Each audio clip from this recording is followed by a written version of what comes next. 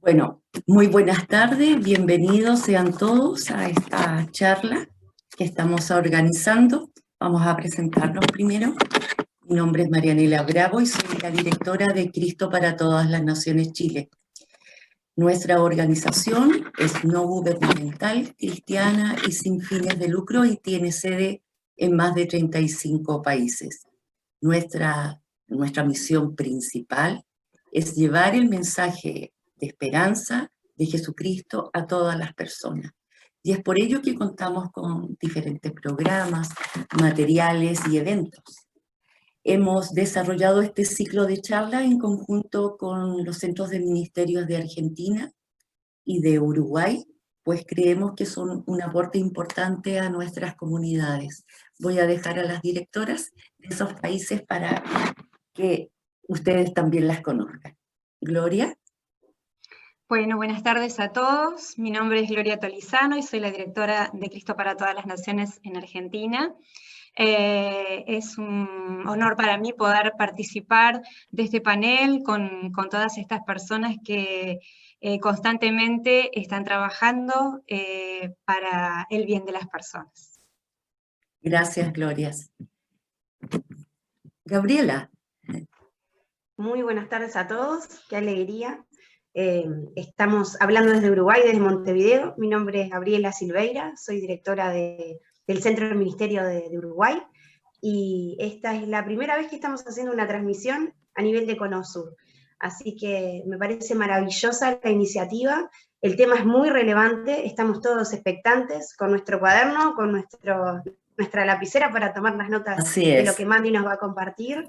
Y bueno, y por supuesto, entiendo que esto va a ser quizá el principio de algo muy bueno que se viene, de unir colaboraciones y además de seguir tratando temas tan relevantes para las personas de una manera alternativa.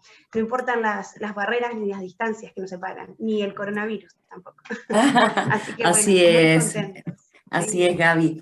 Y bueno, como estamos con los tres países, tenemos audiencia de Chile, de Argentina y de Uruguay. Así que si desean anotar sus nombres y de qué sitio están para poder saludarlos a nuestra audiencia que es tripartita en este caso, no sé si es la palabra correcta, pero de los tres países. Un mini Mercosur. Así es. Tal cual. Bueno, a ver, voy a mirar acá, dice, hola, Alexander Pioli de Uruguay. Muy bien, muy bien. Y seguramente hay más personas también de Chile y de Argentina. A ver, vamos a leer. ¿Puedes leer, por favor, Gabriela, por mí? Que tienes no? A ver, por visión. aquí, Erika, a ver, déjenme abrir. Erika, de Chile, Adriana, de Montevideo, Mariel desde Uruguay, Ana también de Montevideo, cantidad de compatriotas. Zulay de Venezuela, residente en Chile, qué bueno. También Chile por aquí, Marilo, Julia, Argentina, Adriana de Buenos Aires. Qué bueno, qué lindo. Qué lindo. Vamos a seguir saludando. Bueno, y entrando de lleno a nuestra charla, que se trata sobre este tema tan interesante que es la inteligencia emocional. Y para ello lo va a exponer la psicóloga señora Mandy Riquelme, quien es psicóloga clínica, psicóloga terapéutica y además educadora con más de 20 años de experiencia. Mandy va a tener un lapso de entre 40 y 45 minutos para su exposición y al final de esto va a responder una ronda de preguntas, así que las personas interesadas, por favor, anoten sus preguntitas a lo largo de la exposición de Mandy en el chat y vamos a tratar de contestar todas ellas. Adelante, Mandy. Buenas tardes a todas, a todos. Contenta de estar nuevamente con ustedes. Había tenido la posibilidad en este tiempo que ha sido duro, ¿no? para el mundo, había tenido la posibilidad de poder compartir, ¿no? A través de estos medios con ustedes. Hoy día, un día más, un día de mucha alegría, la verdad. Acá en Chile tenemos un día precioso, sol, no sé cómo está en sus países, pero acá tenemos un buen sol que ya nos hacía falta, Así bien es. primaveral, así es que estamos contentos. Estamos contentos, yo personalmente muy contenta de tocar un tema como este, ¿no? Un tema que es tan amplio, que es tan conocido, entre comillas. Hemos tenido experiencias muchas veces a lo largo de los años respecto de este tema. Comenzó a hacer una investigación que luego se abrió y luego muchas teorías intentaron, muchos teóricos, muchos especialistas intentaron moverla hacia los distintos sectores de nuestra sociedad. Conocemos que hay inteligencia emocional en la escuela, inteligencia emocional en el trabajo, inteligencia emocional para los niños, etc. Pero, ¿qué es la inteligencia emocional?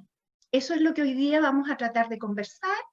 Vamos a tener un tiempo, ¿no es cierto?, de analizar los conceptos más importantes desde los teóricos, pero también desde mi experiencia personal, que es en el fondo el aporte que yo quisiera hoy día entregarles. Voy a compartir pantalla para mostrar un PowerPoint y poder comenzar.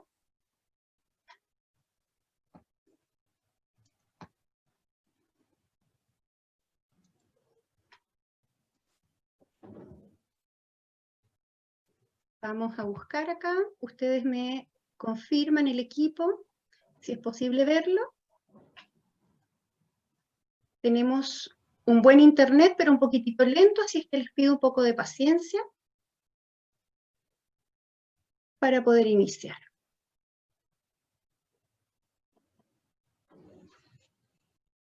Se ve tu pantalla, Mandy.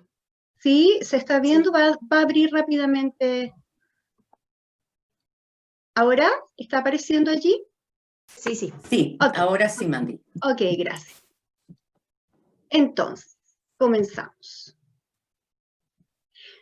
Bien, aquí tenemos nuestra primera imagen, que es una imagen entretenida. A mí me gusta mucho estos dos personajes, ¿no? Inteligencia emocional. Parece extraño ver al ser humano como dividido, ¿no? Como si una parte de nosotros estuviera así como esposada a nosotros, pero de alguna manera la hemos vivido y la hemos visto a lo largo de toda nuestra historia de la humanidad bastante separada. La idea es que hoy día podamos al final, ¿no es cierto?, tener una idea de mayor integridad, de mayor integralidad del concepto del ser humano. Todos nosotros tenemos lo que dicen los teóricos, que se llama un cerebro emocional y un cerebro racional. Y hoy día vamos a ver algunas de esas cosas, ¿no? Quisiéramos todos caminar por la vida y saber que cuando nos enojamos, cuando nos irritamos, podemos calmarnos. O cuando estamos nerviosos o ansiosos, podemos tranquilizarnos y podemos relajarnos. O también cuando estamos deprimidos y tristes, como es posible que cualquiera de estos estados los tengamos en este momento incluso, podamos estar más contentos, más alegres. Esto es lo que nosotros llamamos inteligencia emocional. En el fondo tiene que ver con esta capacidad de poder manejarme en un aspecto bien importante de mi vida. El concepto lo conocemos gracias a algunos teóricos. La verdad que más o menos en el 1990 aparece un libro que seguramente todos ustedes o la gran mayoría conoce, que se llama La inteligencia emocional, es de Daniel Goleman. Él es el que pone en juego, este psicólogo, periodista, escritor, ¿no es cierto?, pone en público, lo pone, digamos, en el lenguaje de las personas, este concepto de inteligencia emocional. Pero ya teníamos, años antes, algunos otros teóricos como Salovey y Meyer, como Gardner, por ejemplo, que hablaron algunos de la inteligencia o de las habilidades socioemocionales, y Gardner, por ejemplo, de las inteligencias múltiples, son 8. En estas inteligencias múltiples ya se magnificaban, ya se explicaban dos tipos de inteligencia. Una que es la inteligencia intrapersonal, que es la que tiene que ver con nuestra propia vida interna, y la inteligencia interpersonal, que tiene que ver con las demás personas y las relaciones. Estas dos inteligencias o habilidades de Gardner es lo que hoy día conocemos en gran medida como la inteligencia emocional. Por tanto, Goleman, en 1990, cuando aparece este libro, nos dice que la inteligencia emocional es la capacidad para reconocer emociones y sentimientos propios, ajenos también, y la habilidad para manejarlos. A esto le llamamos gestión emocional, es decir, cómo manejamos lo que sentimos a nivel emocional, a nivel de sentimientos, a nivel afectivo. Por tanto, las emociones, nos plantea esta nueva concepción de inteligencia, son una herramienta para la vida. Ahora, claramente, existen dos parámetros que a lo largo de la historia, y luego cuando aparece esto de la inteligencia emocional, se contraponen aparentemente. Uno es el IQ, o coeficiente intelectual, y otro es el EQ, o coeficiente emocional. Vemos en esta primera imagen cómo nuestra humanidad ha tenido la tendencia a focalizar, valorar, sobrevalorar la inteligencia racional o este cerebro racional en pos, digamos, de lo que es la inteligencia emocional. En cambio, el coeficiente emocional, hoy día lo vemos que de alguna manera intenta equipararse. ¿Qué es lo que queremos hacer con esta nueva concepción? Queremos que estas funciones, que por un lado son de tipo intelectual, caminen de la mano con estas funciones que son de tipo afectivo o emocional. Ahora, ¿qué es la inteligencia en términos, entre comillas, más clásicos, esta inteligencia que se mide, ¿no? El coeficiente intelectual.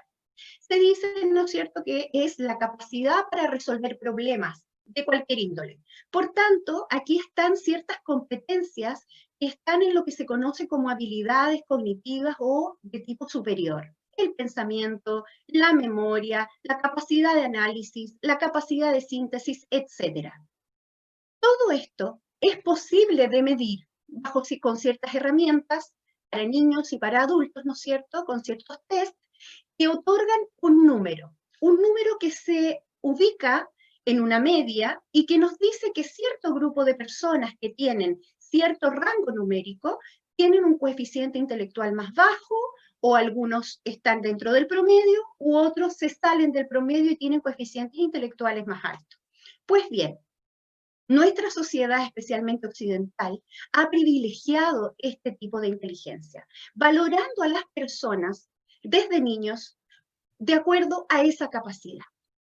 En cambio, el coeficiente emocional tiene que ver con esta suma, este conjunto de competencias o habilidades que son de la esfera emocional y que están ubicados en una zona del cerebro particularmente que ya veremos, que hablan de una forma distinta de inteligencia, que nos dice que estas capacidades o habilidades nos pueden ayudar a llegar a ciertos logros que aún teniendo solo un coeficiente intelectual muy alto, no podríamos lograr. Vamos a ver de qué se trata. Tenemos acá, para recordarnos, ¿cierto?, vamos a mirar básicamente el cerebro. En la primera imagen, que está un poquito más abajo, dice que tenemos un cerebro racional y después dice un sistema límbico. Aquí es más o menos, en esas zonas es donde están ubicados estos dos sistemas cerebrales, uno que habla de esta parte más intelectual o cognitiva, el cerebro racional, que es toda la parte del neocórtex o corteza superior, digamos, del cerebro, y tenemos más abajito, en la parte de atrás, ¿no es cierto?, el sistema límbico. El sistema límbico es el cerebro emocional. Y en la imagen de arriba, de color azul, podemos ver que hay un puntito rojo que está allí como una figurita redondeada que está ahí como destacada. Esa figura es la amígdala. Lo puse allí para que ustedes más o menos puedan hacer la asociación de dónde está, ¿no? Esta amígdala, junto con otros órganos, con otras estructuras como el hipocampo, el hipotálamo, etcétera, conforman lo que se llama el sistema límbico. Y bueno, el sistema límbico es este sistema que nos permite funcionar frente a la emergencia, que es más intuitivo, es más instintivo y que de algún modo nos permite sobrevivir.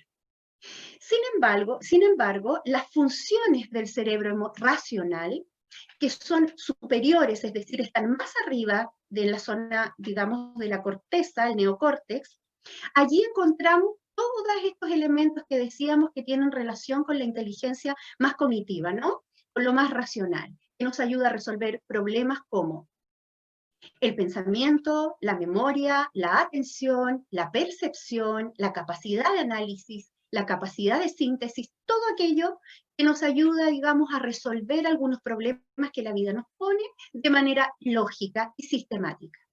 Pues bien, la idea es que estos dos sistemas o estos dos cerebros trabajen de una manera integrada, armónica. ¿Alguna vez te has sentido arrastrado irremediablemente por una emoción muy poderosa que te ha hecho perder el control? Yo creo que todos nosotros, ¿verdad? A lo largo de esta charla, yo les voy a pedir a todos, ya que no podemos estar mirándonos cara a cara, que sería lindo poder hacer una actividad, una dinámica que nos ayudara a comprender un poco más concretamente lo que es la inteligencia emocional, pero les voy a pedir que usemos de esta imaginación maravillosa que tenemos y podamos irnos hacia adentro. Vamos a hacer dos procesos al mismo tiempo. Uno, de escuchar activamente, ¿no es cierto?, lo que vamos conversando a través de esta charla, pero también otro de introspección, es decir, de autoobservación. Y les voy a pedir que mientras vayan apareciendo algunos conceptos, vamos a ir evaluándonos, mirándonos, teniendo un juicio crítico personal para ir evaluando de qué manera nosotros nos encontramos hoy día. Entonces, les preguntaba, ¿alguna vez te has sentido arrastrado irremediablemente por una emoción muy poderosa que te ha hecho perder el control? Es probable que sí. Yo también, como mamá, como mujer, como esposa, como profesional, a lo largo de mi vida, como niña, como adolescente, muchas veces he tenido esa molestia, ¿no?, de haber reaccionado de una manera inadecuada, por ejemplo. De haberme enojado tanto que me salí de mis casillas, o de haberme entristecido tanto que no pude contenerme. Pues bien, eso que a todos nos ha sucedido alguna vez, y a algunas personas bastante, porque aquí tenemos características que están asociadas también a nuestras personalidades, ¿no es cierto? Hay algunos rasgos de personalidad que tienen más correlación con estos elementos, por lo tanto van a tender a responder más impulsivamente, otras personas no, menos impulsivamente, pero igualmente es algo que nos sucede a todos. Pues bien, esto es lo que se llama como secuestro de la amígdala. ¿Recuerdan ese puntito rojo que les mostré en el cerebro? La amígdala es aquel órgano que nos ayuda a poder reaccionar frente a un estímulo rápido, a una respuesta que necesitamos dar en forma rápida, como cuando viene un ladrón, nos va a robar, inmediatamente soltamos la cartera y arrancamos. No lo enfrentamos, por ejemplo, porque queremos sobrevivir, por tanto, rápidamente nuestro sistema da la orden de que salgamos arrancando, de que entreguemos la cartera y que no nos pase nada, ¿no es cierto? Pues bien, cuando esta amígdala reacciona de una manera sobredimensionada, decimos que roba la activación de otras áreas cerebrales. No pueden entrar en juego, ¿no es cierto?, el pensamiento, la reflexión, el sentido crítico, el análisis, nada de eso puede entrar en juego. ¿Por qué? Porque la amígdala respondió inmediatamente de una forma desproporcionada y no permitió que nadie más pudiera funcionar a nivel cerebral. Esto entonces hace que nuestro pensamiento lógico no pueda entrar en juego. Este es el secuestro de la amígdala. Muchas veces la amígdala ha secuestrado nuestras conductas. En el concepto de inteligencia emocional, vamos a ver que hay pilares. Algunos les llaman pilares, otros les llaman competencias, otros dicen habilidades o componentes. Nosotros vamos a hablar de pilares, entendiendo por pilares que es un concepto amplio cada uno de estos, que incluye varios otros. Hoy día no vamos a especificar, pero sí vamos a conversar de alguno de ellos. El primer pilar de la inteligencia emocional es el autoconocimiento o autoconciencia. ¿Qué significa esto? Tiene que ver con esa capacidad de cada uno de nosotros de poder observarse y reconocerse a sí mismo. Conocer estas características que nos definen. A lo largo de la vida pasamos por distintos estadios en nuestro ciclo vital. Uno de esos estadios es la adolescencia, por ejemplo, que comienza aproximadamente hoy día, cada vez antes, a los 12 años más o menos, ¿no? Y desde ahí dura hasta aproximadamente los 18 años, pero en una cultura como la nuestra, la adolescencia cada vez es más temprana y cada vez termina más tarde, en la medida que los jóvenes están saliendo de sus hogares, ¿no es cierto?, de los hogares paternos o familiares. Pues bien, quiero poner el ejemplo de esta etapa. Esta es una etapa que requiere de tener, para poder pasar a la siguiente, que es la juventud, requiere tener una tarea lograda.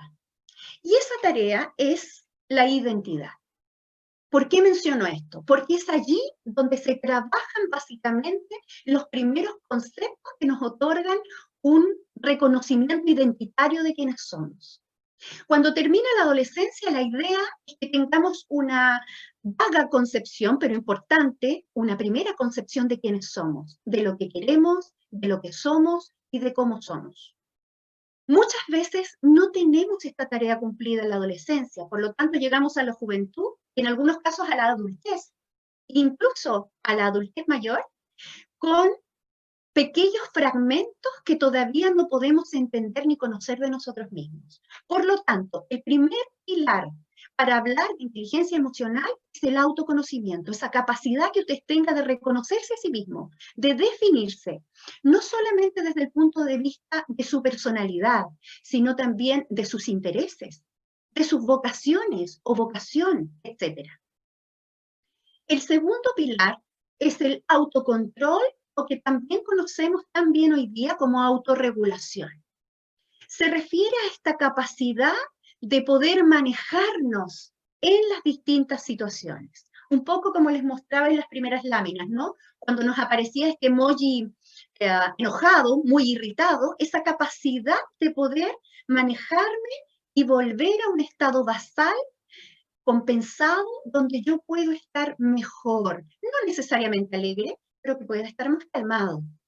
Ese autocontrol es una capacidad que en inteligencia emocional es fundamental, porque no solamente nos va a ayudar a enfrentar un problema particular, sino que nos va a ayudar a transitar por la vida con mayor eficacia y con mayores logros, con un sentido de bienestar, tanto personal como social mayor.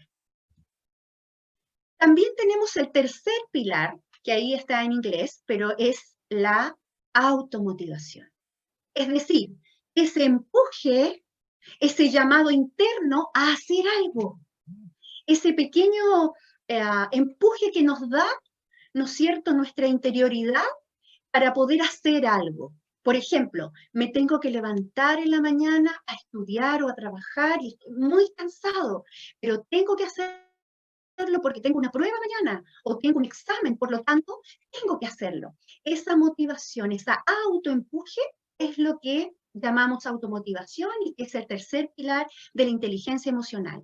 Si este elemento no estuviera, aunque tuviéramos autoconocimiento y tuviéramos autorregulación o autocontrol, no podríamos llevar a la acción las distintas cosas que nos proponemos. En cuarto lugar, tenemos uno que a mí me encanta y me gustó mucho esa figura, ¿no? Que es la empatía. La empatía aparece aquí como un pilar de la inteligencia emocional. Sin embargo, en los estudios de habilidades socioemocionales, la empatía estaría dentro de las habilidades socioemocionales, aquellas que nos ayudan a relacionarnos con los demás.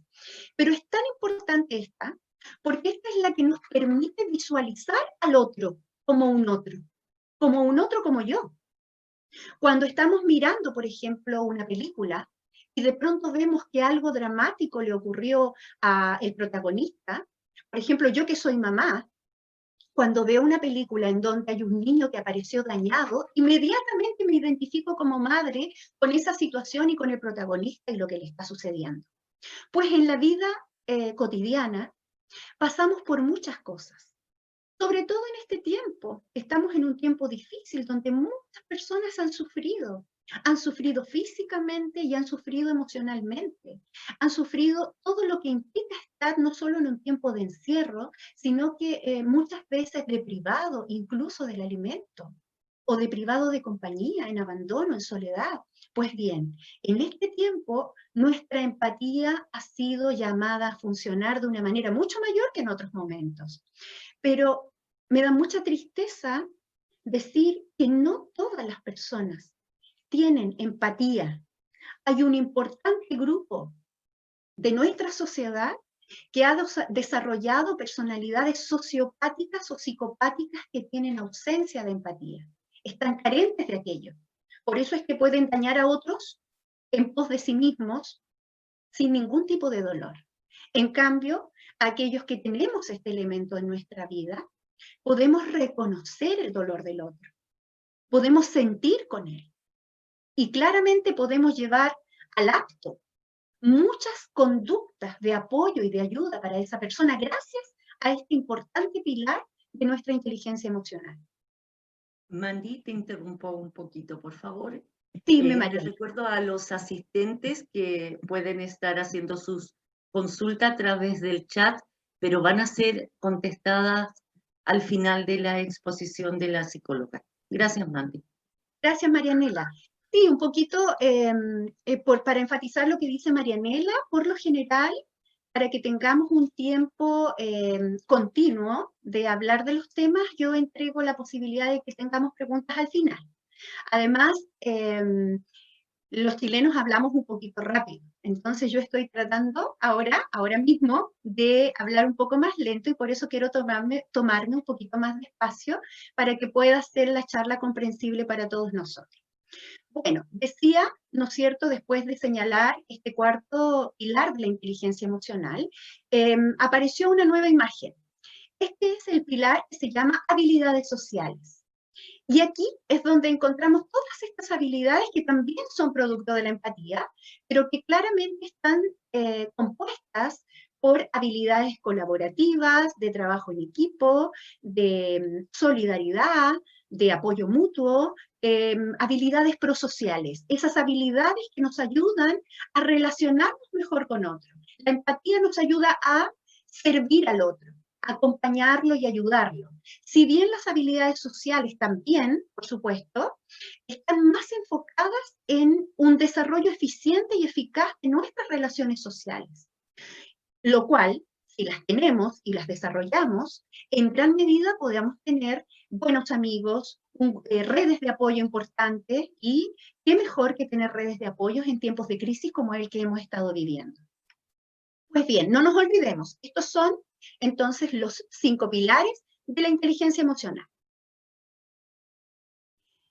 Actualmente tenemos algunos problemas en el mundo, ¿no? Como ya cada uno de nosotros puede darse cuenta. En relación a esto de la inteligencia emocional, uno de los problemas de nuestro mundo actual es el concepto de felicidad que manejamos. Este concepto de felicidad en nuestro mundo actual en general tiene que ver también con el sentido, es decir, el propósito. ¿Cuál es nuestro propósito en la vida? Y lamentablemente tengo que decir que atendiendo a muchas personas a lo largo de mi carrera y trabajando con muchos niños y familias, especialmente de sectores de mayor vulnerabilidad en mi país, me he encontrado con que la mayoría de las personas tiene un concepto de felicidad que está asociado a la adquisición de bienes materiales. Y aún cuando hablamos de la felicidad, muchas veces como un concepto más profundo de la familia, de la vida social, de lo espiritual, la verdad que ha aparecido más bien como un doble discurso. Aparece un discurso por un lado y un hacer de otra forma. El concepto de felicidad es un quiebre, es un problema que tenemos a nivel mundial. Pero quiero referirme más bien a un segundo problema de nuestro mundo actual, que tiene que ver con la inmediatez. La inmediatez es una de las problemáticas más relevantes que tienen hoy día nuestros niños, nuestros adolescentes, nuestros jóvenes, pero también el mundo adulto. ¿A qué se refiere la inmediatez? Que queremos, como dice la imagen, todo al tiro, todo en este preciso momento. No somos capaces de esperar. Nuestros niños tienen una dificultad importante para poder esperar.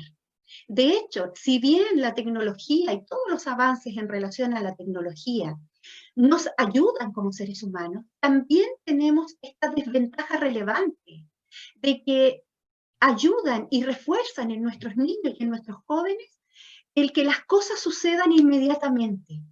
Es todo tan rápido que se han acostumbrado a vivir de este modo. Y quiero contarles que a nivel de inteligencia emocional, en su libro Daniel Goleman, nos muestra que hace muchos años se hizo un test, una prueba, una investigación con niños que tiene que ver con estos marshmallows o malvaviscos que ustedes conocen, que son como estos dulces como pegajosos, ¿no? Que son exquisitos y que a todos los niños les gustan. Se hizo esta investigación y después se hizo un seguimiento durante 14, 15 años. Se siguió a estos niños. Yo les muestro aquí la imagen de uno de los niños que se hizo en esta investigación. Y este chiquitito, como ustedes lo ven ahí en los distintos recuadros, está como con distintas emociones, ¿no? Está como medio nervioso, un poco angustiado, y ya les voy a contar por qué. ¿En qué consistía esta investigación?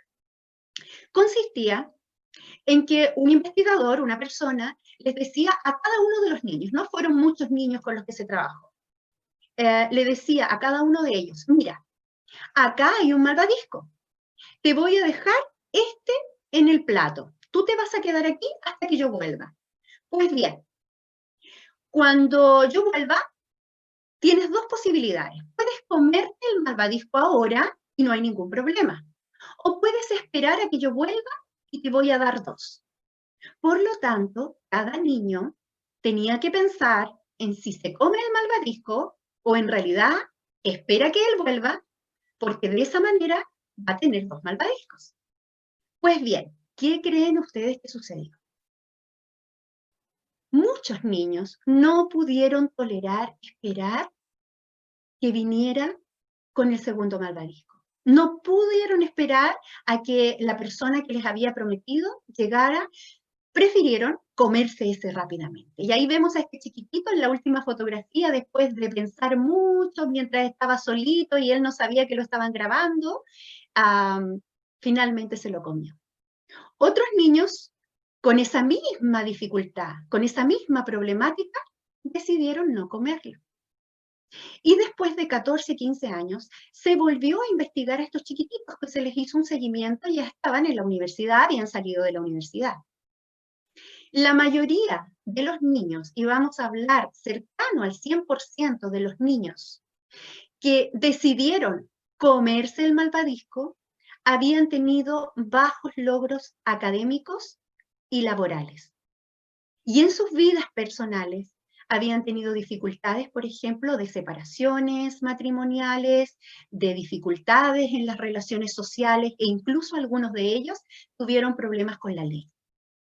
Sin embargo, todos los niños, todos, que esperaron a que llegara el segundo malvavisco, todos esos niños se convirtieron en padres de familia con un sentido de plenitud y bienestar. Se convirtieron en ciudadanos que sentían que eran honorables e íntegros. Y se convirtieron en profesionales, terminaron la universidad. ¿Qué están mostrándonos con esto?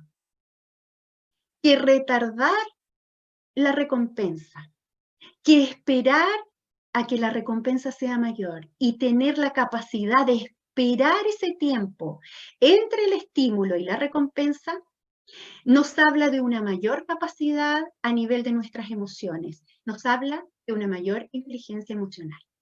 Y como les decía anteriormente en la otra imagen, uno de los graves problemas de nuestra cultura hoy en día y de nuestros niños y de nuestros jóvenes es la inmediatez. Retardar la recompensa. No olvidemos eso porque vamos a volver en algún momento a aquello. ¿Cómo desarrollar entonces la inteligencia emocional? Es posible, por tanto, llegar a un mayor desarrollo. Por un lado nosotros y por otro lado los niños. Vamos a hacer un paralelo acá, ¿ya? Y les quiero mostrar paso a paso varios elementos que después vamos a sintetizar. Nosotros, los adultos, lo primero es una toma de conciencia reflexiva. Recuerden, ¿Recuerdan lo que les decía cuando hablábamos de los pilares de la inteligencia emocional? El primero, ¿cómo se llamaba? El primero tenía que ver, ¿no es cierto?, con este autoconocimiento o autoconciencia. Bueno, este elemento que les estoy señalando ahora tiene que ver con ese pilar. Toma de conciencia reflexiva, autoevaluar. La toma de conciencia es una capacidad que nosotros debemos cultivar como adultos. Debemos mirarnos a nosotros mismos. ¿Usted está cómodo con usted mismo hoy día? Si usted puede mirarse, usted, señora, señorita, joven o varón, ¿cómo te sientes hoy día? ¿Te sientes cómodo contigo mismo? ¿Es posible que tú pases un tiempo de silencio contigo? Esto es lo que yo generalmente le digo a mis pacientes y también a mis estudiantes chiquititos. La toma de conciencia tiene que ver con un proceso reflexivo de mirarme a mí mismo, pero también tiene que ver con esa capacidad de poder estar a solas conmigo mismo. Hay muchas personas que no pueden estar a solas consigo mismos, se sienten complicados, tratan de no estar solos porque algo les pasa. Pues bien, este es el momento entonces de autoevaluarnos en esto. Eso es uno de los primeros elementos que nos ayuda a desarrollar nuestra inteligencia emocional. Sin conciencia respecto de nosotros mismos, no podemos dar los siguientes pasos hacia una mayor inteligencia emocional. En segundo lugar, el reconocimiento de mis emociones, ponerles nombre. Yo trabajo con niños y adultos en escuelas que en Chile se llaman en contextos de vulnerabilidad, ¿ya? Cuando hablamos de las distintas emociones, los niños se confunden. Y yo pensaba que, bueno, es porque estamos trabajando recién con los niños en la educación, entonces los ayudamos a ellos a llegar a ciertas experiencias en donde aprendan a reconocerse, mirándose al espejo, mirando a otros y teniendo ciertas experiencias lúdicas de juego que les permitan reconocer esa emoción. Reconocer que estar triste no es lo mismo que estar con sorpresa, por ejemplo, sorprendido, no es lo mismo. Sin embargo, me sorprendí mucho más cuando al encontrarme con los padres a lo largo de estos años, los padres de estos niños, también ellos tenían dificultad para reconocer sus propias emociones. Como si el abanico de emociones con las que vivimos en lo cotidiano son muy restringidas y nos detenemos poco para poder definir si efectivamente lo que me está sucediendo es que tengo una pena muy profunda o es que realmente estoy muy enojado. Esa diferencia es puntual y es muy importante para poder tener un mayor desarrollo de nuestra inteligencia emocional. En tercer lugar, lograr un equilibrio, entre mi mente racional y mi mente emocional. No separarme, no disociarme. Disociarme significa que divido mi cerebro y funciono a veces de una manera o a veces de otra. Debemos funcionar de una manera integrada. Cuando yo estoy pensando, también estoy sintiendo. No estoy pensando sin sentir. Lo que pasa es que no estoy consciente de lo que estoy sintiendo. Y la manera de encontrar el equilibrio entre el pensamiento y la emoción tiene que ver con hacerme consciente de esta emoción y poder reconocerlo en el momento en que estoy pensando. Por lo tanto, cuando llego a tomar una decisión, entonces estoy tomando una decisión con la integridad de mi ser, no solo con mi parte racional, sino también con la parte emocional. Ahí también tenemos varios ejercicios que podemos hacer y que ustedes ya conocen. Incluso anteriores psicólogos han estado en las distintas charlas o probablemente ustedes pueden encontrar en la internet de muy buena manera formas en las que podemos, ¿no es cierto?, tener un equilibrio mental, como el ejercicio, como el descanso, como ejercicios de relajación y como el propio silencio. En cuarto lugar, como adultos, podemos ejercitar lo que se conoce como escucha activa. De otros, la escucha activa que ustedes están teniendo, por ejemplo, ahora conmigo, es decir, con otra persona que es distinta a ustedes, pero también una escucha activa de lo que les sucede a ustedes. ¿Bien? La escucha activa es un tema muy amplio. podríamos estar conversando solo de eso toda la tarde, pero la verdad es que aquí lo quise poner como un elemento primordial. Aprender a escuchar, sin que yo esté esperando que el otro termine de hablar para decir lo que pienso, porque eso significa que no estamos escuchando. Simplemente estamos oyendo y estamos centrados en nosotros mismos. La escucha activa tiene que ver con poner todos mis sentidos al servicio de lo que el otro me está diciendo. Y ese otro puede ser mi esposo, mi pareja, mi amigo, mis hijos.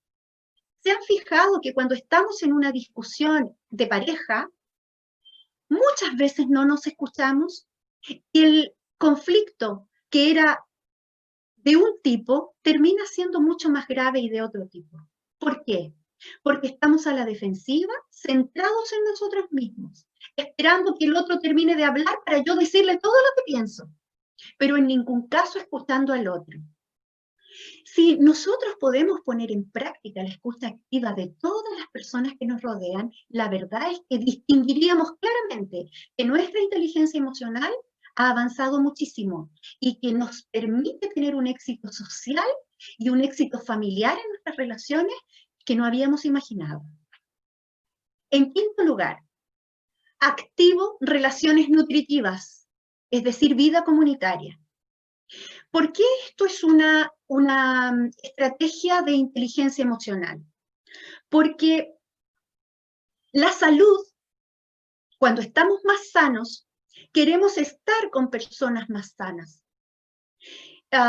Hemos escuchado el concepto de relaciones tóxicas a lo largo de la vida y también el concepto de relaciones nutritivas, que es lo que yo estoy proponiendo aquí.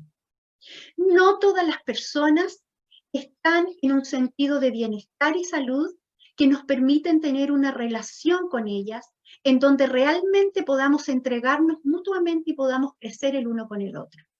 Si usted no está en una relación que lo hace crecer y tampoco está haciendo crecer al otro, usted debe salir de esa relación, a menos que ambas personas, ¿no es cierto?, o ambas partes estén dispuestos a generar cambios importantes en su vida. Por lo tanto, para un mayor desarrollo de mi inteligencia emocional, debo activar relaciones nutritivas en mi vida. Y una de esas posibilidades está en la vida comunitaria. No sé cuántos de ustedes pertenecen a alguna institución social, por ejemplo, a un club, a una organización o a una iglesia, por ejemplo. O tal vez en su barrio, en su población, en la villa donde usted vive, si tiene la posibilidad de tener vida comunitaria. Vida comunitaria es una vida de personas que no solamente comparten un lugar donde viven, sino que comparten ciertos beneficios, la comunicación, el apoyo, ¿no es cierto?, la ayuda prosocial. Esto es muy importante en el desarrollo de nuestra inteligencia emocional. En sexto lugar, tenemos la práctica de la empatía y la misericordia, ambas de la mano. A veces no las podemos distinguir, qué es empatía y qué es misericordia, pero aquí yo quise hacer una distinción básicamente en que empatía nos ayuda a posicionarnos en el lugar del otro y entender cómo el otro está sufriendo. Y la misericordia como el paso siguiente, ¿no? Ese paso que nos ayuda a hacer una acción para ayudar al que nosotros hemos visto que está sufriendo. Esto es una práctica. No significa que vamos a hacer la buena obra del año. Bueno, viene entonces una posibilidad de ayudar con dinero a alguien y entonces decimos aquí hice la buena obra del año. No, la empatía y la misericordia que ayuda al otro y que me ayuda a mí en mi desarrollo personal es una práctica sistemática que tiene que ver con renunciar a algo mío y entregárselo al otro. Por lo tanto, si nosotros lo ejercitamos esto en nuestra vida cotidiana como una práctica integrada en nuestra cultura de vida, va a hacer la diferencia en nuestras relaciones. Practico la honestidad. Claro que sí. ¿Por qué la honestidad tiene que ver con la inteligencia emocional? Porque en un mundo en donde mucha gente quiere sacar provecho del otro, la honestidad está casi ausente. Mientras no nos estén mirando, pues entonces lo hacemos. Eso, por ejemplo, es algo que nosotros debemos modificar. Ahora, es interesante cómo todas estas cosas tienen que ver con una capacidad muy importante y muy relevante que tenemos los seres humanos, que es la capacidad volitiva, la voluntad. Fíjate que ahí en el 8º lugar dice, practico además la perseverancia. La perseverancia es persistir, hacerlo una y otra vez hasta que lo logre, aun cuando me frustro. No importa, voy de nuevo hasta que finalmente lo logro. Todos estos elementos, la perseverancia, la honestidad, el practicar la empatía y la misericordia, el ejercitar la escucha activa, todos los elementos que hemos conversado en este momento respecto del desarrollo de la inteligencia emocional tienen que ver con este aspecto tan relevante que se llama la voluntad. Si usted piensa que para desarrollar la inteligencia emocional se tiene que tomar una pastilla y va al médico para eso, o usted se convence que hay una terapia externa que lo puede ayudar a ser inteligente emocionalmente sin que usted tenga que esforzarse en nada, no podemos hacerlo. Estamos equivocados. Para el desarrollo de la inteligencia emocional, esa parte tan importante de mi ser, que me ayuda no solo a tener mejores relaciones, sino que a tener un sentido de plenitud y propósito en la vida, tiene que ver con un primer elemento, que solamente usted y yo podemos hacer, que es tomar una decisión voluntaria de ejercitar, de cambiar, de modificar ciertos aspectos de mi vida. Por lo tanto, cualquier estrategia, cualquier persona que le diga a usted, tómate este medicamento porque esto te va a ayudar a ser más inteligente emocionalmente, usted no le crea. Jamás. Nada que no requiera de nuestro esfuerzo va a ser algo que valga la pena en la vida. Les decía que estos son estrategias en relación a nosotros, pero que también tenemos en relación a los niños. Y vamos a ir un poquito más rápido con esto, ¿no? Voy a mover un poquito mi imagen. Ahí. Tenemos primero que en los niños, es muy interesante esto, porque todo el rato que hablamos de los niños, hablamos de los adultos. Por ejemplo, cuando un niño va a terapia con un psicólogo o una psicóloga, yo soy psicóloga infanto-juvenil, por ejemplo, y vienen los niños a terapia, muchas veces cito a la primera sesión a la madre con los niños o al padre con los niños, y luego cito al niño, y después muchas veces cito a los padres. Y los padres se quedan como sorprendidos y me dicen, pero psicóloga, yo venía porque traía a mis niños, no a mí. Bueno, es un poco lo que les voy a decir ahora. Los niños todo el tiempo son responsabilidad de los padres, todo el tiempo. Y paulatinamente a lo largo de su vida, en la medida que van creciendo, cada uno de los niños va adquiriendo una mayor competencia de autonomía y de independencia. Por tanto, cada vez va siendo más responsable de su propia existencia. Y cuando se convierte en adulto, ya se va al lado amarillo, al otro lado donde estamos nosotros, ya allí es absolutamente responsable de su existencia. Por tanto, todo el tiempo en esta charla vamos a conversar de nosotros, los adultos, y de los niños van a estar supeditados a la responsabilidad del mundo adulto. Todo lo que pase en el mundo adulto va a recaer y va a ser un espejo, una proyección para estos niños. Lo primero, para los niños, es la construcción de un vínculo de apego seguro. Y esto a mí me encanta. Lo encuentro precioso. Creo que aquí tenemos una tremenda herramienta, pero tenemos que ser conscientes en esto. Probablemente todos ustedes han escuchado sobre el apego. El apego es aquel vínculo o relación que tenemos con nuestros hijos y que también tenemos con otras personas, con otras relaciones en nuestra vida, pero que básicamente tiene que ver con nuestros hijos. Las mamás, cuando tenemos bebés, lo primero que hacen hoy día, sobre todo, los médicos, cuando nacen nuestros hijos, es que lo ponen en el pecho de la madre. Y pues bien, todos hablamos y nos explican de qué es el apego. ¿Por qué? Porque ese niño necesita comenzar a sentir a su madre y a vincularse con ella, porque ella es la que le va a entregar todos los elementos necesarios para la supervivencia. Yo me acuerdo que me asusté mucho cuando tuve a mi primera hija, porque cuando ella nació y me dicen, toma, ahí está tu hija, y me dejan sola con ella, yo dije, Dios mío, tremenda responsabilidad. Toda la vida de esta niña depende de mí. Y así es para todas las madres, incluso para las madres que son adoptivas, madres de crianza y no necesariamente madres biológicas. El apego es algo que tenemos que construir todos quienes tenemos a un hijo o una hija, ya sea biológico o no biológico. Este apego tiene ciertas características y debe ser un apego seguro para que sea bueno para la supervivencia. Y aquí es donde hablamos de un concepto que ahí está entre paréntesis, que dice madre suficiente.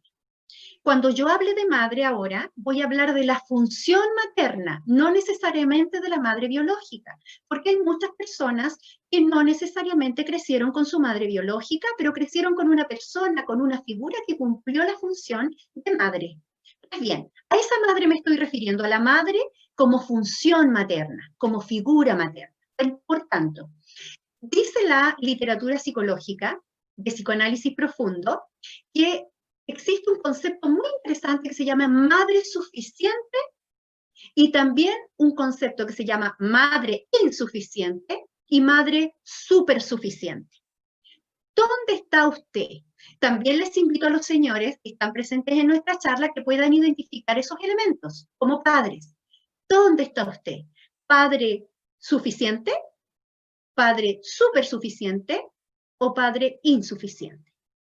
Quiero contarles que los vínculos, las funciones maternas y paternas que promueven apego seguro son los suficientes, no los supersuficientes ni los insuficientes. Estos dos otros extremos generan niños con muchos problemas, dependencia emocional, con dificultades para resolver conflictos, con bajos niveles de inteligencia emocional. Por lo tanto, lo primero es construir un vínculo de apego seguro. En segundo lugar, establezco un patrón de crianza valórica consistente. Me ha dolido mucho cuando me he encontrado en la mayoría de los casos que he atendido de niños con dificultades importantes, como trastornos del comportamiento severo, por ejemplo, muchas dificultades donde los niños a nivel de hogar no tienen claros sus valores familiares, no tienen claro estos patrones de crianza que sus padres han o no entregado. Han sido inconsistentes algunos papás, algunas familias. Muchas veces intentamos enseñarles sobre la honestidad, sobre el amor, sobre la solidaridad, sobre la empatía, sobre Dios, etc. Y somos absolutamente inconsistentes en nuestra forma de entregar esa educación a nuestros hijos. Y ni siquiera lo reflexionamos y no lo conversamos con ellos. Por tanto, lo primero para que ellos tengan una concepción valórica de la vida es que nosotros seamos consistentes en la entrega de estos valores. A pesar de que nos equivoquemos, también eso es parte de la enseñanza. También los padres le podemos decir a los hijos, hijo, me equivoqué, perdóname, cometí un error. Eso no nos hace ser menos padres, por el contrario, eso nos ayuda a que nuestros hijos nos puedan ver como un modelo que se equivoca, porque los seres humanos nos equivocamos, pero que tenemos la posibilidad de pedir perdón y mejorar. En tercer lugar, me dispongo como madre o padre de mis hijos versus sus amigos. ¿Qué quiero decir con esto? Uno de los elementos relevantes para el desarrollo de inteligencia emocional en los niños es que yo me configure como una figura de autoridad materno-paterna para él o para ella. Si yo intento ser amigo de mis hijos, entonces, ¿quiénes serán los padres? ¿Quiénes serán sus referentes? No nos podemos quejar si después de esto nuestros hijos llegan con cualquier cosa a nuestra casa o tienen un movimiento decisional en su vida que nos sorprende y nos sorprende negativamente. Porque en realidad no podemos dejar de ser padres, no podemos dejar de ser autoridad para ellos. Eso implica que a veces no vamos a ser muy populares con nuestros hijos, porque los padres más populares son aquellos que se han configurado como amigos de sus hijos. Que en Chile se dice carretear, no sé cómo se dice en los otros países, pero que salen a fiestas, ¿no? Los padres que salen a fiestas con sus hijos, que se emborrachan con sus hijos, que se fuman el primer cigarrillo de marihuana con sus hijos, porque quieren ellos ser amigos de sus hijos. Sin embargo, se perdieron y no son padres. Entonces estos niños perdieron el referente de autoridad. Eso es una de las principales cosas para que nuestros niños desarrollen inteligencia emocional. En cuarto lugar, les entrego un modelo de madre o padre misericordioso y empático. Esto está conectado con lo que veíamos de los adultos, ¿verdad? No hablo mal de mis vecinos, no los critico, no hago chismes, no permito el lenguaje verbal y no verbal irrespetuoso. Todos esos elementos son modelar una conducta que quiero que mis hijos sigan, que mis hijos imiten. En quinto lugar, paso tiempo con mis hijos. Algunos papás me dicen, ¿sabes, Mandy? Lo que pasa es que yo no tengo tiempo. Tengo que trabajar para darles de comer, para que vayan a la universidad, para que tengan todas sus cosas. Si yo no trabajo, imagínate. Entonces yo no puedo pasar demasiado tiempo con mi hijo. Y cuando llego a la casa, quiero solo dormir, quiero solo comer y meterme en la cama. Entonces yo le pregunto, ¿qué hemos hecho mal? ¿Qué hemos priorizado? Sé que es importante el alimento, sé que es importante los estudios, pero ¿no es más importante el niño y la niña que está necesitando de un padre o una madre en todo tiempo? Pasemos más tiempo con nuestros hijos, incluso si tenemos trabajos que nos demandan mucho. Podemos hacer un cambio en nuestras vidas para que estos niños, estas niñas, puedan disfrutar con sus padres del tiempo de ocio, del tiempo de juego o de tiempos más planificados de actividades familiares. 6. Les permito equivocarse. Este elemento tiene que ver absolutamente con el experimento que se hizo con los niños y este dulce, ¿no? Tiene que ver con retardar la recompensa. Tiene que ver con que permitamos que nuestros hijos se demoren todo lo que se tienen que demorar en aprender algo, pero que lo hagan por sí mismos. Yo los acompaño. Yo estoy ahí, atento, por si necesitan mi ayuda. En una primera instancia les modelo cómo se hace. Voy a poner un ejemplo muy cotidiano. Nuestros niños tienen que hacer sus camas, sus habitaciones, ¿verdad? Yo le enseño a hacer su cama. Lo ejercito con él muchas veces, hasta que finalmente lo dejo que lo haga solo. Pero ¿sabe lo que pasa con algunas mamás o algunos papás? Que cuando van a ver la habitación, vieron que la cama está mal hecha. No está ordenada como ellos o ellos quisieran. Por lo tanto, ¿saben lo que hace? La ordenan y la arman ellos, nuevamente. A veces, escondido de sus hijos. Pero los niños se dan cuenta igual, porque ellos sí saben cómo hicieron sus cosas. Y cada vez que usted hace eso, en el ejemplo de la cama, ¿no? Usted lo puede llevar a muchos otros ejemplos de la vida. Cada vez que usted o yo hacemos eso, ese niño se siente más inseguro respecto de quién es. Se siente invalidado. Siente que usted no le está dando los tiempos. Siente que usted no lo acepta. Siente que usted no lo quiere como él es. Todos esos elementos comienzan a configurar las personalidades futuras de nuestros hijos. Tenemos que dejar que nuestros hijos se equivoquen. Tenemos que dejar que cometan errores que a veces nos duele el alma. Pero al hacerlo, les permitimos a ellos que puedan desarrollarse y resolver sus conflictos para su vida futura. En séptimo lugar, trabajo de forma progresiva la autonomía versus la dependencia, absolutamente relacionado con lo que acababa de decir. En la medida que nuestros niños van creciendo, tienen que llegar a ser cada vez más autónomos. Jamás haga por sus hijos lo que ellos ya están en condiciones de hacer. No es que muy chiquitito, ¿cómo va a lavar la loza? No es que es muy pequeño, ¿cómo va a hacer el baño? ¿Cómo va a limpiar el baño? No, es que no puede salir a regar el patio porque él es muy pequeño. Y así subestimamos a nuestros niños y los hacemos dependientes de nosotros. La dependencia es uno de los principales problemas de por qué nuestros niños no logran tener inteligencia emocional hacia la autonomía. En octavo lugar, creo situaciones de vida comunitaria amorosa y colaboradora. Es decir, en mi vida real yo procuro, a eso se refiero con que creo situaciones. Hagamos esto por alguien. Hagamos esto por estas personas. ¿Qué podemos hacer? Muchas veces los niños tienen sus juguetes, por ejemplo, que no quieren dejarlos, pero ya pasaron a una etapa, ya no es posible seguir llenando de juguetes el closet, por lo tanto, decimos, hijos, mira, tenemos una oportunidad para ser amorosos con otros. Regalemos los juguetes, no quiero regalarlos, etc.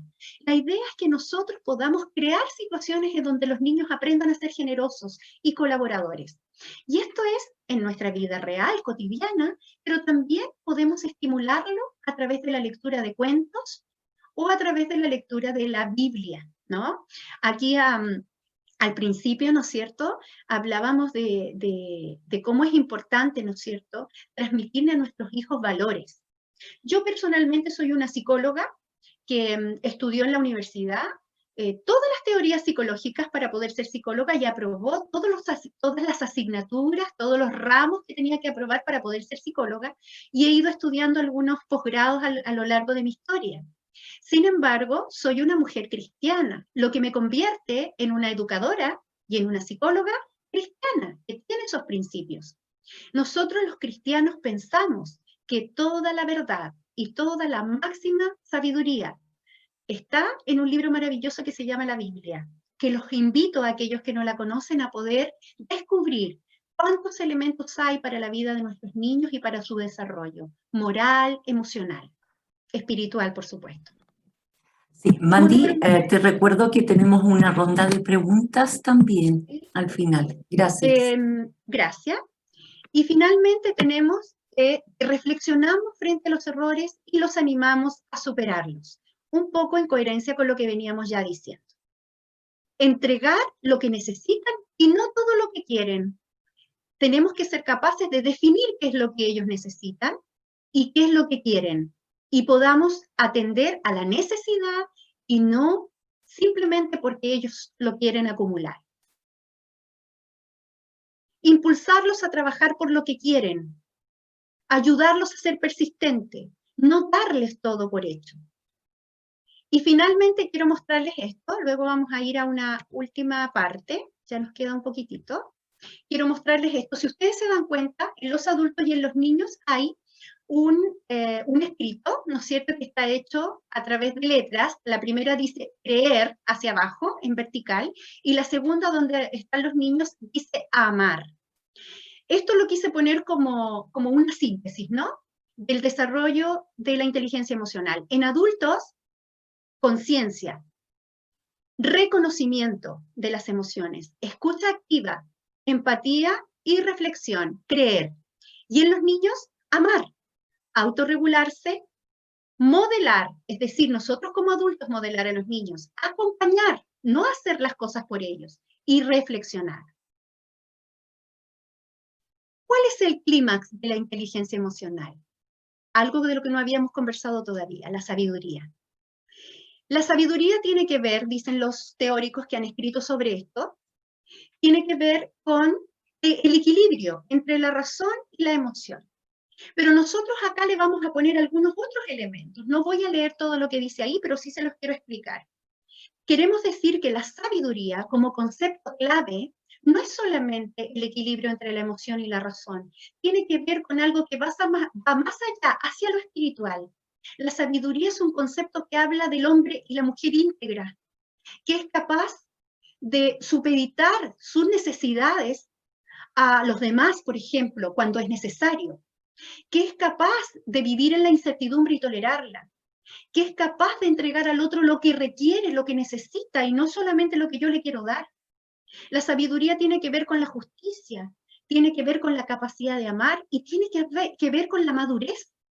Y hacia allá es donde nosotros como seres humanos debiéramos caminar hacia el desarrollo de nuestra inteligencia emocional. La sabiduría, dice la Escritura, el principio de la sabiduría es el temor de Jehová, dice Proverbios 1:7. Y si alguno de vosotros, ¿cómo puedo obtener la sabiduría? Y si alguno de vosotros, dice en el libro de Santiago, que está en el Nuevo Testamento, tiene falta de sabiduría, pídala a Dios. Fíjate, no dice vaya, compre esto, haga esto otro. No, dice pídala a Dios, el cual da a todos abundantemente y sin reproche y le será dada. En síntesis, la inteligencia emocional es esa capacidad para reconocer los propios sentimientos y los de otros, y la habilidad para manejarlos. Hay un enfoque importante de nuestra cultura occidental a sobrevalorar la inteligencia racional en pos de la emocional, pero nosotros queremos proponer una distinción allí, una diferencia. La amígdala muchas veces nos juega malas pasadas. ¿Qué hacemos? Paramos, reflexionamos y actuamos de una manera más reflexiva frente a las situaciones. Autoconciencia, autorregulación, automotivación, empatía, habilidades sociales son los pilares de la inteligencia emocional.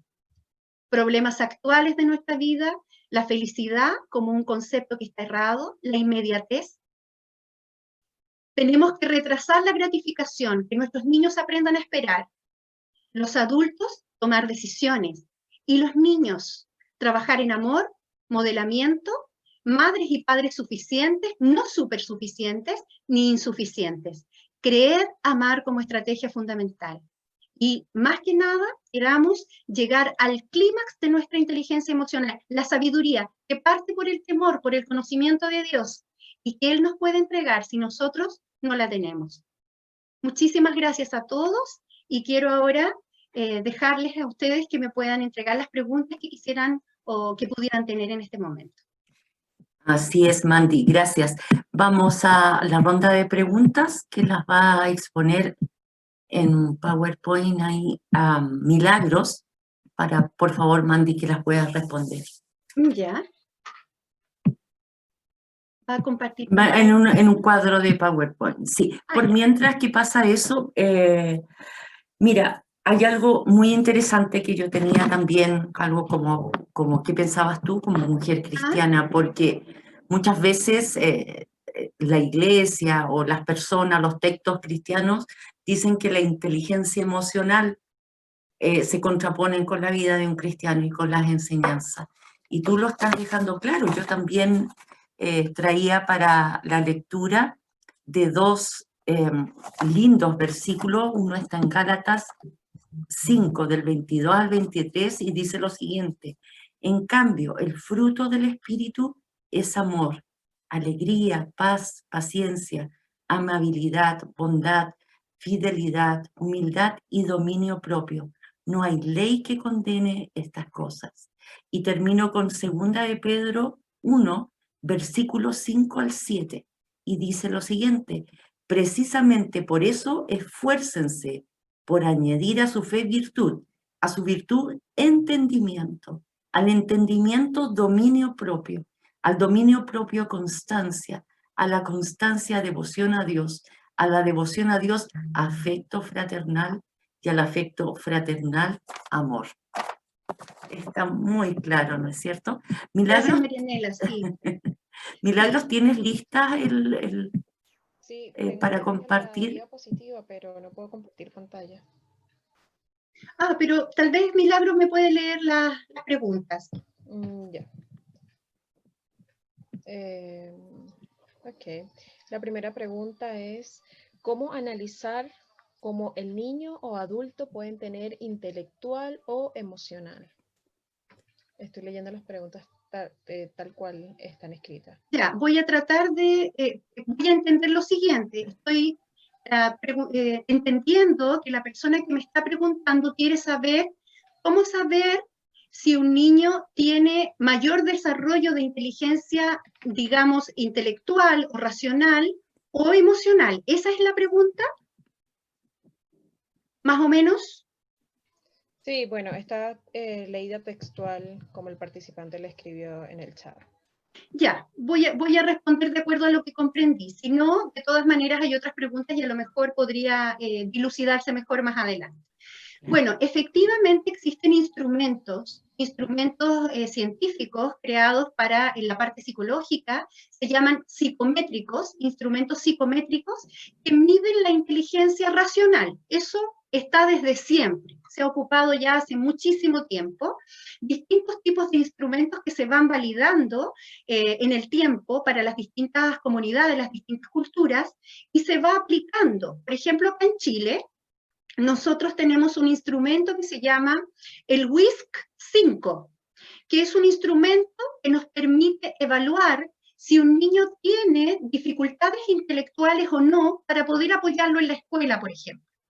Y en ese sentido nos da una categorización con un puntaje que nos permite decir si el niño tiene déficit intelectual, si tiene una inteligencia media o si tiene una inteligencia superior, y ahí poder tomar decisiones de apoyo en la escuela. Naturalmente un niño con inteligencia superior no va a tener esas necesidades de apoyo, pero probablemente van a aparecer algunas características que tenemos que atender y ayudar también. Y en el área emocional, sí existen instrumentos también, pero son más de tipo cualitativo, más que numérico, para identificar cuáles son esos niveles de inteligencia emocional que un niño tiene. Si ustedes entran a la internet, van a encontrar unos cuestionarios que les van a hacer responder y les van a decir ciertas categorías en las que ustedes se encuentran en ese momento en que respondieron ese cuestionario. Sin embargo, yo sugiero que la mejor forma de evaluar la inteligencia en distintos contextos. Por ejemplo, si yo quiero evaluar a mi hijo y saber cómo está él en términos de su desarrollo de inteligencia emocional, lo voy a evaluar en la casa tomando nota de algunas cosas que hoy día hemos conversado, por ejemplo, que él debiera tener, o en la escuela pidiendo que los profesores me cuenten cómo lo ven en la escuela respecto de estas cosas, y si es necesario a veces pedir la sugerencia de un psicólogo o de un educador que pueda ayudarte a ver estas dificultades o estas características, de manera que se puedan tomar las decisiones apropiadas para apoyar a ese niño en un momento particular.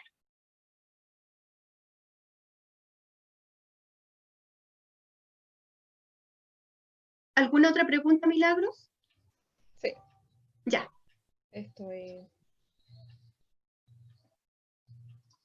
La pregunta número 2 dice, ¿se puede trabajar inteligencia emocional en niños con autismo y discapacidad intelectual? Absolutamente. La inteligencia emocional se puede trabajar con todos los seres humanos. ¿Por qué? Porque no nos determina el ser persona el nivel de inteligencia, entre comillas, intelectual o racional que tenemos. Eso no nos determina como seres humanos. Nosotros estamos determinados por una dimensión espiritual y emocional mayor, nuestra alma. Y nuestra alma no se mide con un número. Por tanto, todos los niños que tienen distintos tipos de características, incluso los niños que tienen dificultades intelectuales severas, podemos trabajar con distintas estrategias, podemos trabajar un desarrollo emocional y social que los ayude a ellos a desempeñarse y adaptarse mejor al mundo. De hecho, tengo que decir que conozco 2 niños maravillosos que son de nuestra iglesia, hoy día no están con nosotros, que están en Argentina, que tienen un nivel de inteligencia emocional que se lo desearía cualquiera de nosotros. Así es que sí es posible.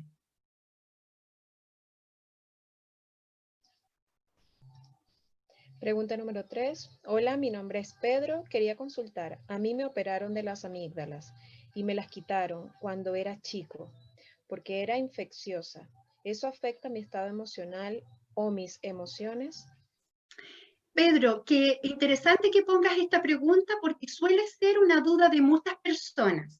La amígdala de la que nosotros hablamos es una glándula que está ubicada en el centro bajo del cerebro, que no es las mismas amígdalas de las que tú hablas, que son 2 órganos que se encuentran en nuestras vías respiratorias superiores.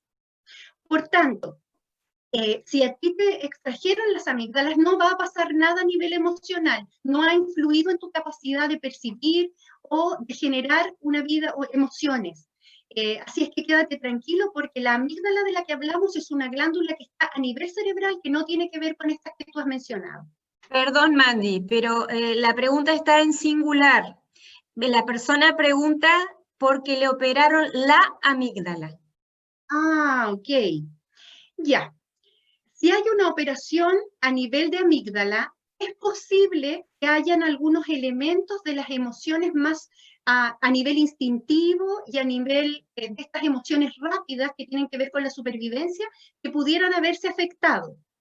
Pero fíjate que las últimas investigaciones en neurociencias nos señalan y nos hablan de un concepto muy bonito que se llama plasticidad neuronal, que dice, ¿no es cierto?, que nuestro cerebro puede tomar funciones que han estado disminuidas en otras áreas, las puede asumir otra función. Pero además quiero contarte que la amígdala solamente tiene este nivel instintivo de las emociones. El hipocampo, el hipotálamo y otros elementos asociados tienen que ver con una mayor cantidad y mayor gama de emociones que solo la amígdala. Entonces, sí puede verse afectado, pero no está impedido de un desarrollo de inteligencia emocional.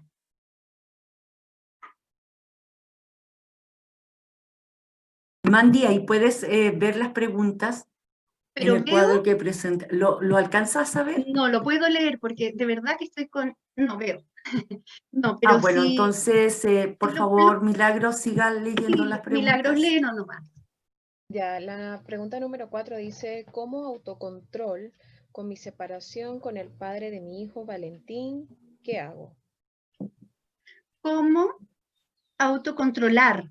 Eso es lo que con mi separación. Creo. ¿Cómo lograr autocontrol? Será eso, ¿no? ¿Cómo lograr Claro. autocontrol en mi separación con el padre? Sí, mira, esta es una de las cosas difíciles, ¿no? Que nos toca vivir. Cuando hay una situación muy traumática para la vida familiar, la vida de cada uno de los integrantes de una familia, es la separación de los padres. Eso es difícil. Y muchas veces nos vemos secuestrada nuestra amígdala, se ve secuestrada y tenemos una reacción muy fuerte y muy sobredimensionada cuando tenemos dificultades de este tipo. Entonces nos desbordamos emocionalmente, lloramos mucho, estamos muy ansiosos, con mucha angustia. Yo te diría que lo principal aquí es que tú puedas lograr un autocontrol individual. Y para eso tienes que entrar en este proceso introspectivo de evaluación de ti mismo y de reconocimiento de lo que te está sucediendo. Si tienes la posibilidad de escribir o de grabarte, si no quieres escribir, grábate cuando tú puedas ir reflexionando acerca de lo que te está sucediendo. Esto lo tienes que hacer solita. Si tú necesitas el apoyo de alguien, tienes que buscar a alguien de confianza, pero que sea neutro, porque de lo contrario, las personas tendemos a dar opiniones que están sesgadas por lo que nosotros pensamos. Necesitas a alguien neutro que te ayude, pero lo principal es que tú puedas reconocer lo que te está pasando, le puedas poner nombre a tus emociones, a lo que tú estás sintiendo, y luego puedas entrar en un proceso de reflexión para generar pequeños cambios. ¿Qué es lo que yo puedo hacer cuando me siento de este modo? ¿Qué puedo hacer si él me grita o si viene y tenemos una discusión? Por ejemplo, los niños no deben estar ahí. Por lo tanto, la primera autorregulación es que si hay una discusión, los niños deben estar fuera. Tú tienes que tener un tiempo en donde te prepares para conversar con este papá. Estoy suponiendo que pueden tener una discusión, ¿no? Tal vez no sea así, pero es para tratar de responder tu pregunta. En el fondo, primero yo me siento, tengo tiempo conmigo misma a solas, escribo o grabo, reconociendo lo que estoy sintiendo, le pongo nombre, y después de esto, poco a poco, voy escribiendo o voy definiendo qué cosas puedo hacer para que esto no me vuelva a suceder o para manejar mis emociones. El ejercicio te ayuda, el descanso te ayuda, la meditación, la relajación te ayudan, pero quisiera decirte en forma personal, como psicóloga cristiana, que lo que más va a ayudar a tu vida es establecer una relación personal con tu creador. Y a partir de ese momento, tú vas a empezar a tener una vida espiritual más profunda, con mayor autoconciencia, que te va a permitir no solo analizarte mejor, sino que caminar de manera más saludable en tu vida. Esa es una invitación personal que te hago. Pregunta número 5. En el caso de las personas que desplegan conductas ilícitas en las que lesionan produciendo dolor en otras personas, o en el caso más extremo, como la muerte, en este caso se podría decir que hay falta de empatía o que la parte del cerebro, como usted explicaba, está suprimida lo emocional en la parte de la amígdala. Sí, lo que tú dices puede ser, pero no es solo eso lo que puede suceder. Y por eso es tan difícil cuando hay situaciones que probablemente cada uno en sus países ha vivido, ¿no? De asesinatos, violaciones o cosas que han sucedido a nivel delictual.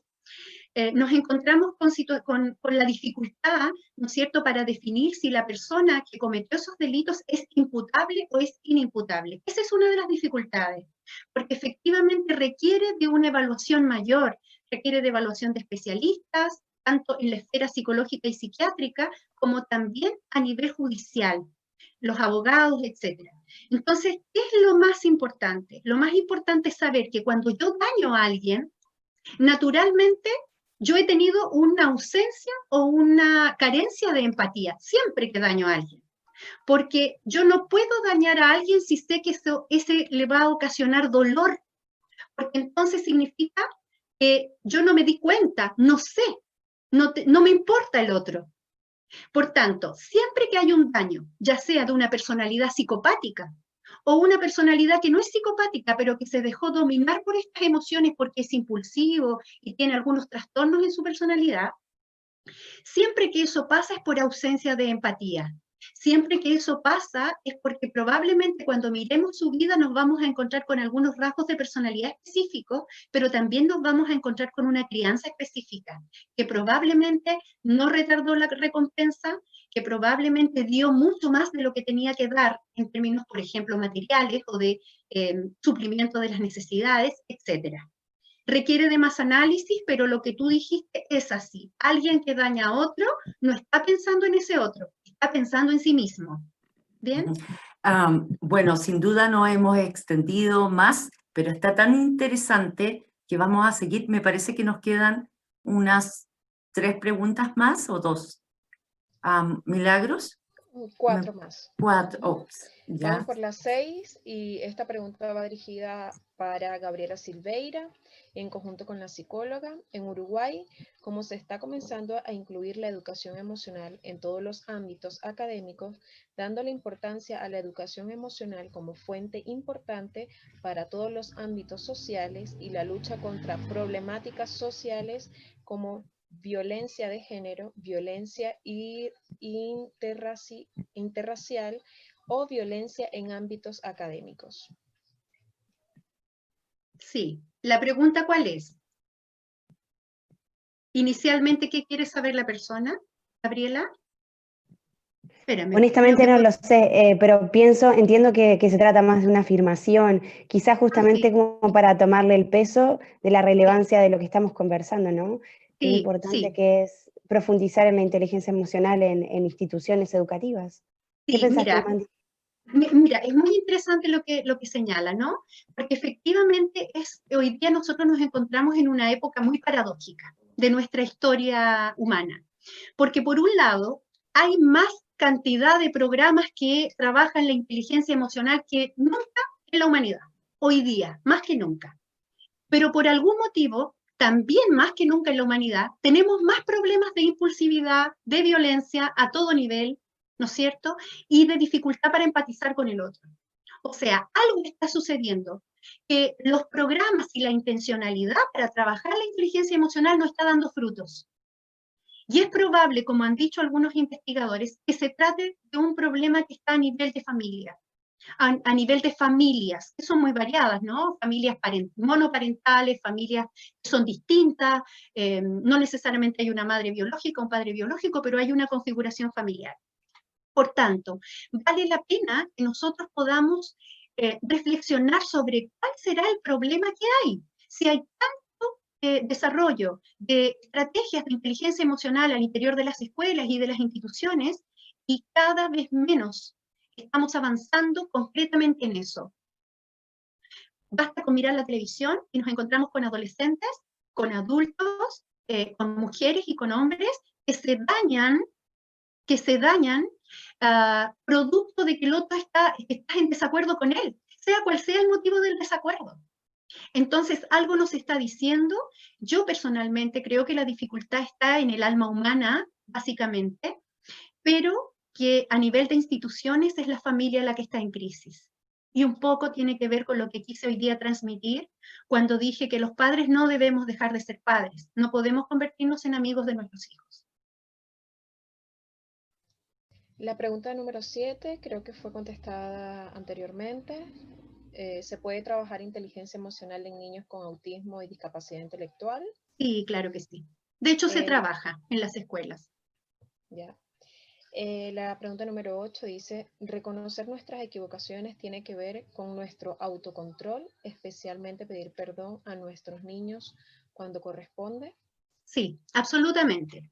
Eso, tanto el pedir perdón como el reconocimiento de los errores, son habilidades que son subhabilidades que están en estos 5 pilares que hablábamos hoy, ¿no?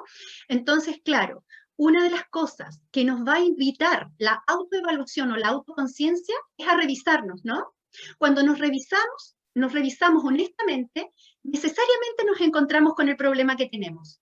Y cuando nos encontramos con el problema, nos vienen otros sentimientos como la culpa, la responsabilidad, el sentimiento de haber dañado, y te empiezas a dar cuenta de cosas que a lo mejor antes no te diste cuenta.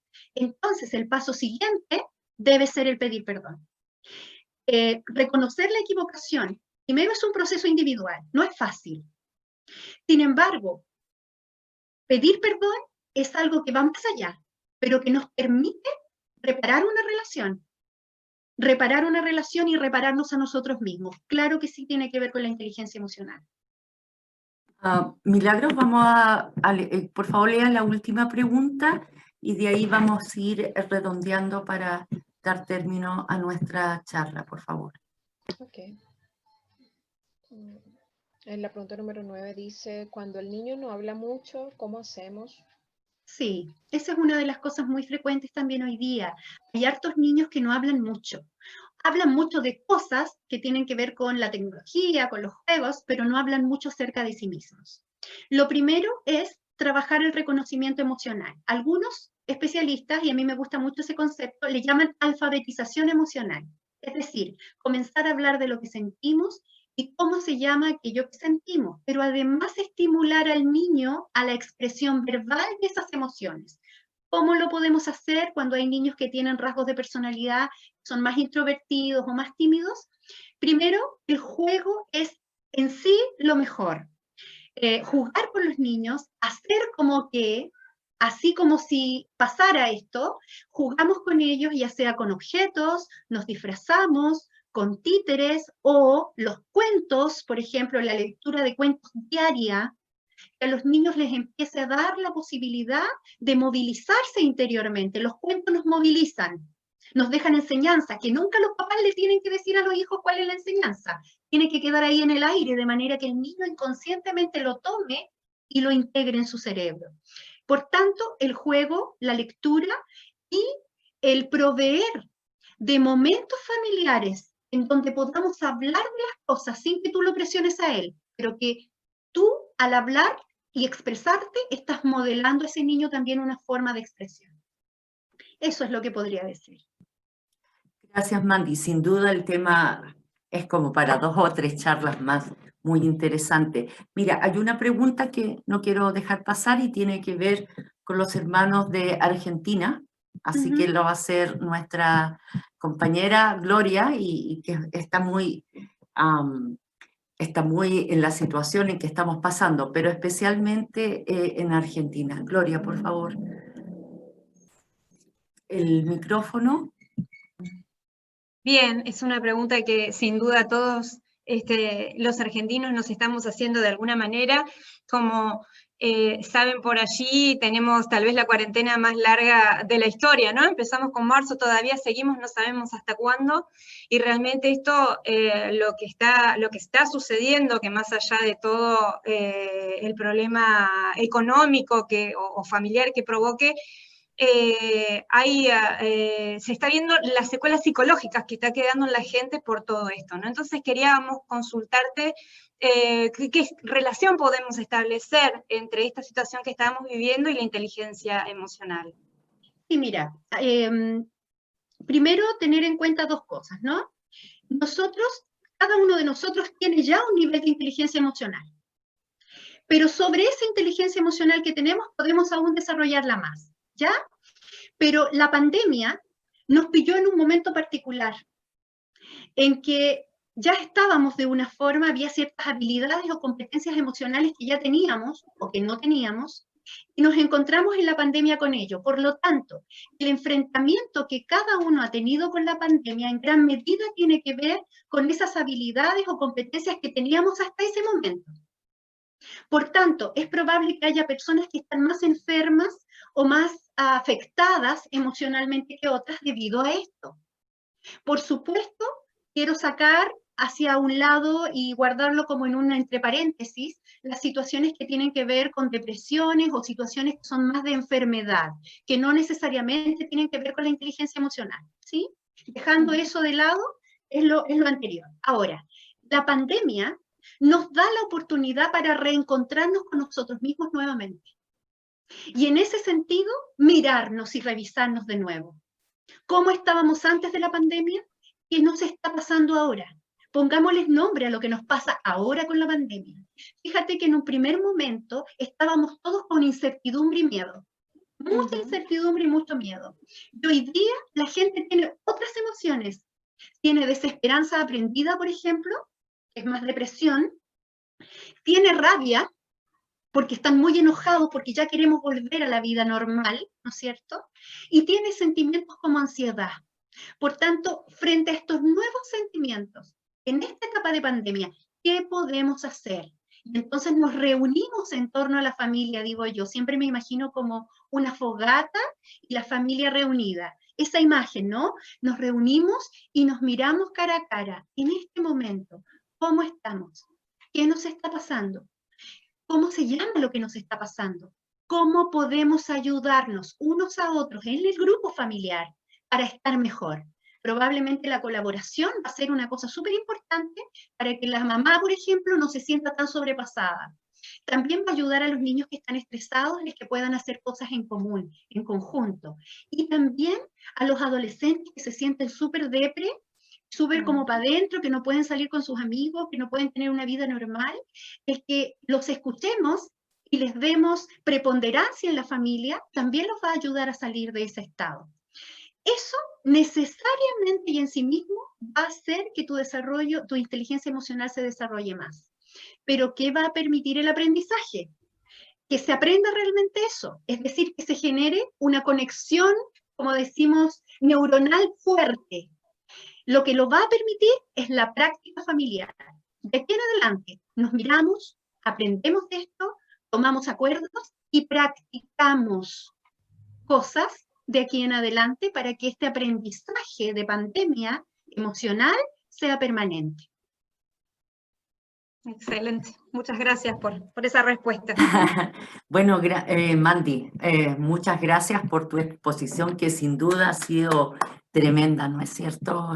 Muy, muy interesante. Pudiéramos seguir hablando mucho más, pero el tiempo corre. Mira, ya han pasado ya bastante, correcto, mucho más de la mosca, exactamente. Yo no me di ni cuenta, lo siento. No, y nosotros también. Bueno, para todos los asistentes, tanto de Chile, de Argentina y de Uruguay, estén comunicados con nuestros centros de ministerios, porque se les va a comunicar por esos canales de comunicación para poder ver de nuevo esta charla, su repetición. También al término, cuando ya nos despidamos, van a aparecer todas nuestras direcciones web y también nuestras direcciones de las redes sociales. Vamos a seguir con este ciclo de charla, obviamente, y obviamente que tenemos que planificarlo y ver cuáles son los temas que serían más interesantes. Para eso, antes que salgan de la sala de Zoom, hay una pequeña encuesta de solamente 3 preguntas, y si ustedes las contestan, ahí podemos darnos cuenta de sus inquietudes, de sus intereses también, y poder ayudar con otra charla, tanto así con esta inteligencia emocional, etapa 2, u otro tema. Muchas gracias nuevamente, Mandy. Nos vamos a despedir. Gloria y Gabriela, les dejo a ustedes la palabra y después nos despedimos con un salmo, con una oración. Gloria. Bueno, no mucho más que agregar. Muchas gracias a todos los que participaron. Muchas gracias, Mandy, la verdad que fue excelente tu exposición. Creo que todos aprendimos un montón y creo que tenemos ganas de seguir creciendo en esto, ¿no? Así que bueno, como Marianela dijo, esperamos que contesten a las preguntitas del final, así nosotros podemos saber también cuáles son las inquietudes de los participantes. Gabriela. Sí, el mismo agradecimiento para Mandy, estuvo muy bueno. Alguien escribió por ahí que aprendimos y reforzamos cosas, así lo siento. Yo soy madre hace menos de 11 meses, así que creo que esta fue también un aula para mí, para aprender, para entrenarme, y siento que hemos justamente abarcado muchas cosas. Creo que podríamos estar hablando mucho tiempo acerca de la inteligencia emocional. Pero bueno, quizás esta es la primera de muchas reuniones virtuales que tengamos por aquí. Gracias por estar también, por los participantes. Bueno, a manera de oración, voy a leer el Salmo 33, versículos 21 y 22, y dice así: nosotros confiamos en el Señor, Él nos ayuda y nos protege. Nuestro corazón se alegra en el Señor. Confiamos plenamente en su santo nombre. Que tu amor, Señor, nos acompañe tal como esperamos de ti. Amén. Que Dios los bendiga a todos. Adiós. Chao, chao.